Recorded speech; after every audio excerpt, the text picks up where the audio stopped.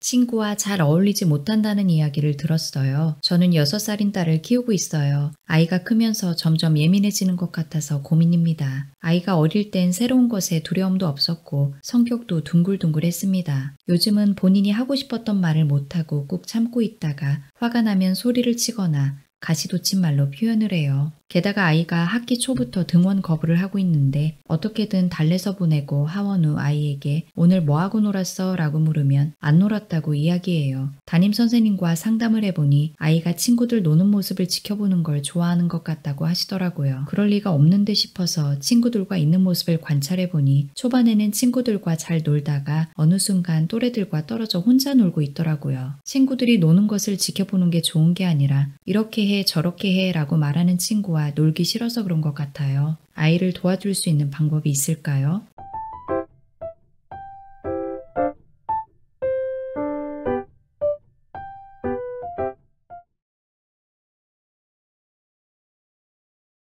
아이가 다른 친구들과 잘 어울리려고 하지 않아요 라는 말을 들으면 부모는 가슴이 철렁하죠.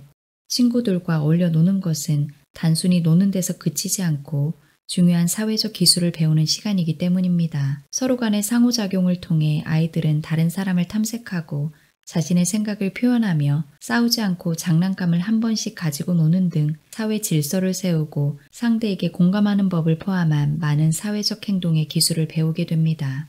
아이들은 친구와의 우정을 통해 다른 사람과의 사회적 유대감을 발달시키고 세상과 관계 맺는 토대를 쌓습니다.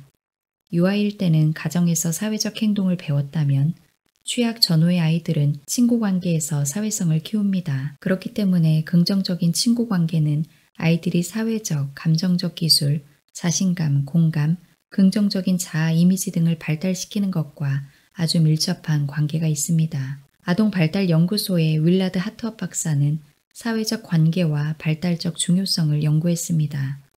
그는 우정을 맺는 것이 7세 미만의 어린이에게 중요한 발달 목표의 하나라고 했지요. 유치원과 초등학교 저학년 시절에 형성된 우정은 아이에게 사회적, 인지적, 정서적 발달과 관련된 기술을 배우고 연습할 수 있는 중요한 기회를 제공합니다. 타인의 시선에 반응하는 방법, 대화의 규칙을 지키는 방법, 연령에 적합한 행동을 고수하는 것 등의 기술을 익히는 것이죠. 어떤 아이들은 기질적으로 다른 친구들과 어울리는 것을 좋아합니다. 하지만 어떤 아이들은 겉으로 보면 잘 지내는 것 같아도 자신이 원하는 것과 타인의 요구 사이의 균형을 맞추는 것을 힘들어합니다. 친구와 잘 지내는 것은 아이가 배워야 하는 것들 중에서 가장 복잡한 기술입니다. 사회성과 규율, 남을 배려하는 행동이 바탕이 되어야 하기 때문입니다. 이러한 것들을 배울 수 있는 환경이 아니었거나 남과 어울리는 것을 불편해하는 아이들은 타인과의 균형을 맞출 수 있을 때까지 많은 시간과 시행착오가 필요합니다. 특히 고집이 세거나 자존심이 강한 아이들은 시행착오를 경험하는 동안 스트레스를 받거나 불안감을 느낄 수 있습니다. 이 또래의 아이들은 아직 감정을 어떻게 다스리고 관리해야 하는지 모를 뿐더러 스트레스와 불안은 때론 아이가 잘못된 행동을 하게 만들 수 있습니다. 이렇게 해보세요. 친구 관계를 어려워하는 아이들이 긍정적인 친구 관계를 맺고 유지하는 데는 부모의 도움이 필요합니다. 첫 번째, 부모가 친구와 함께 노는 날을 만들고 아이를 관찰해 보세요. 아이가 관계에 어려움을 겪고 있을 때 가장 먼저 해야 할 일은 사회적 상황을 면밀하게 관찰하는 것입니다. 아이가 친구와 함께 노는 동안의 소음이나 분주함 때문에 힘들어하는 것인지 아니면 친구와 노는 방법이나 사회적 기술을 몰라서 다툼이 생기는 것인지를 알아야 합니다. 아이의 행동 관찰지를 준비해 틈틈이 메모하면서 상황을 관찰하세요. 아이가 힘들어하는 놀이나 받아들이기 힘들어하는 상황, 친구에게 하는 행동을 면밀하게 적어봅니다. 그리고 아이의 반응과 그 행동의 이유를 예상해서 적어두면 문제를 해결하는 데 도움이 됩니다. 아이가 친구 관계를 힘들어하는 이유는 대부분 사회적 기술이 부족하기 때문입니다. 부족한 기술이 무엇인지를 파악해 보세요. 아이가 다른 사람의 감정을 알아차리는 기술이 부족하다면 아이와 다른 사람의 감정을 파악하는 연습을 하면 아이에게 도움이 됩니다. 부모가 볼 수 있는 곳에서 친구와 놀면 부모는 아이의 문제 행동이나 사회적 기술의 부족한 면을 알 수 있게 됩니다. 보드게임, 공예품 만들기 등 함께 즐길 수 있는 활동을 추천합니다. 규칙이 정해진 놀이를 하며 아이의 행동을 유심히 살펴보세요. 감정 표현이 불편해서 친구와 어울리는 것을 꺼리는 건지, 친구가 하는 행동의 원인과 결과가 이해가 안 되어 불편해하는 건지를 파악하세요. 놀다가 아이들 사이에서 갈등이 발생한다면 아이가 스스로 해결할 수 있는 시간을 조금 주세요. 상황이 아이의 해결 능력을 넘어서는 경우에만 개입하시길 바랍니다. 만약 아이가 친구에게 무리하게 군 것을 미안해하지만 사과는 거절할 수도 있습니다. 이럴 때는 강요하지 말고 미안하다고 말할 적절한 말을 찾기 힘들다는 것을 알아. 그런데 한번 해볼까? 라고 물어보고 고개를 끄덕이면 부모가 먼저 본보기가 되어 기다리지 못해 미안해 라고 말하고 아이에게도 말할 수 있다는 용기를 주세요.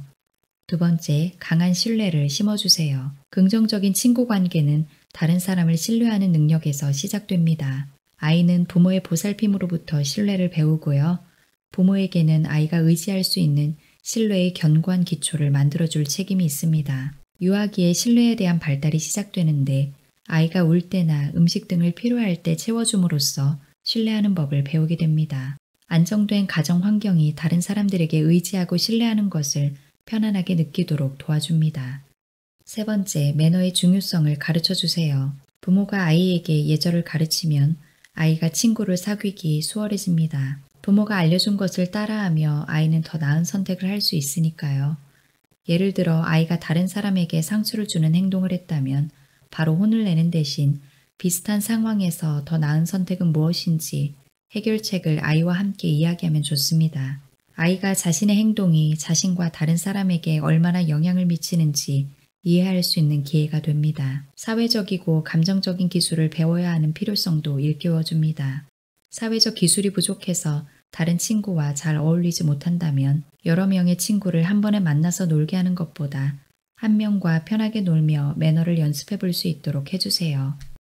네 번째, 아이의 감정 코치가 되어주세요. 우리는 부정적인 감정과 이기적인 충동을 경험합니다. 혹시 아이의 그러한 행동이 우정을 유지하는 것을 방해하지는 않나요? 아이는 자신의 감정을 조절하는 법을 배울 필요가 있습니다. 불쾌한 감정과 기분에 대처하는 방법을 아이와 이야기해 보세요. 그 안에서 아이는 자기 통제 능력을 발달시킬 수 있습니다. 아이의 자기 통제 능력이 강할수록 나이가 들면서 원만한 친구 관계를 유지할 가능성이 더 높아집니다. 아이들은 친구 관계를 통해 신체적, 정서적, 인지적, 사회적으로 성장합니다. 부모가 애정으로 평생 의미 있는 우정을 만들어갈 바탕을 마련해 주세요.